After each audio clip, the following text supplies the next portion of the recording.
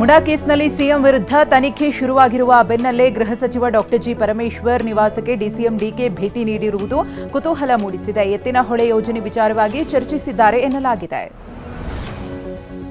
ಗೃಹ ಸಚಿವ ಪರಮೇಶ್ವರರನ್ನ ಭೇಟಿಯಾದ ಬಗ್ಗೆ ಡಿಕೆ ಶಿವಕುಮಾರ್ ಅವರು ಪ್ರತಿಕ್ರಿಯೆ ಕೊಟ್ಟಿದ್ದಾರೆ. ಎತ್ತಿನಹೊಳೆ ಯೋಜನೆ ಸಂಬಂಧ ಚರ್ಚೆ ನಡೆಸಿದ್ದೇವೆ. ನಾವು 136 ಶಾಸಕರು ಒಗ್ಗಟ್ಟಾಗಿದ್ದೇವೆ ಅಂತ ಹೇಳಿದ್ದಾರೆ. ಕೇಂದ್ರ ಸಚಿವ ಎಚ್ಡಿ ಕುಮಾರಸ್ವಾಮಿ ಹಾಗೂ ಎಡಿಜಿಪಿ ಚಂದ್ರಶೇಖರ್ ನಡುವೆ ಪತ್ರ ಸಮರ ಜೋರಾಗಿದೆ.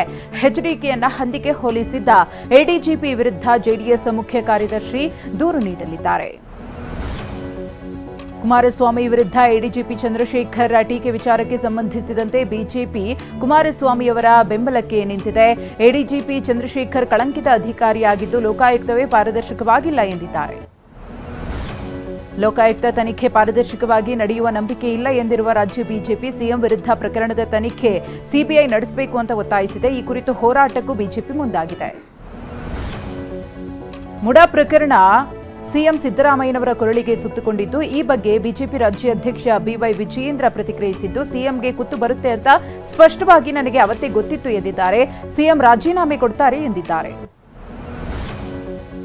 ಚುನಾವಣಾ ಬಾಂಡ್ಗಳ ಮೂಲಕ ಸುಲಿಗೆ ಪ್ರಕರಣದಲ್ಲಿ ಎಫ್ಐಆರ್ ದಾಖಲಾಗಿರುವ ಬಗ್ಗೆ ವಿಜಯೇಂದ್ರ ಪ್ರತಿಕ್ರಿಯೆ ಕೊಟ್ಟಿದ್ದು, ರಾಜ್ಯ ಸರ್ಕಾರ ಎಲ್ಲವನ್ನೂ ರಾಜಕೀಯಕ್ಕೆ ಬಳಸಿಕೊಳ್ಳುತ್ತಿದೆ ಎಂದು ಕಿಡಿಕಾರಿದ್ದಾರೆ.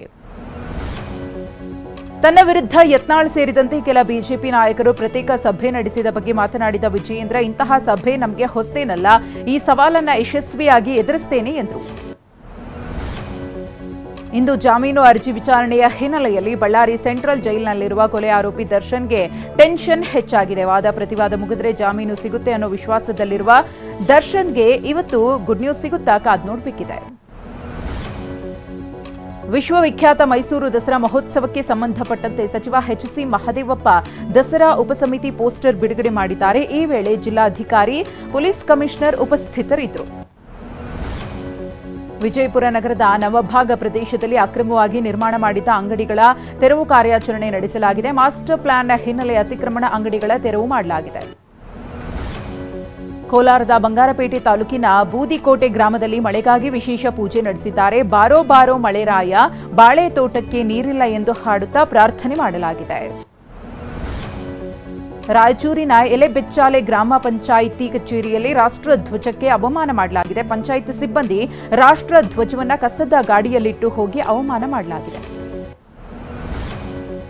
ಅಕ್ಟೋಬರ್ 1ರಂದು ಜಮ್ಮು ಕಾಶ್ಮೀರದ ವಿಧಾನಸಭೆಗೆ 3ನೇ ಮತ್ತು ಕೊನೆ ಹಂತದ ಮತದಾನ ನಡೆಯಲಿದೆ. ಈಗಾಗಲೇ ಚುನಾವಣಾ ಸಿಬ್ಬಂದಿ ಮತದಾನಕ್ಕೆ ಸಿದ್ಧತೆ ನಡೆಸಿದ್ದಾರೆ.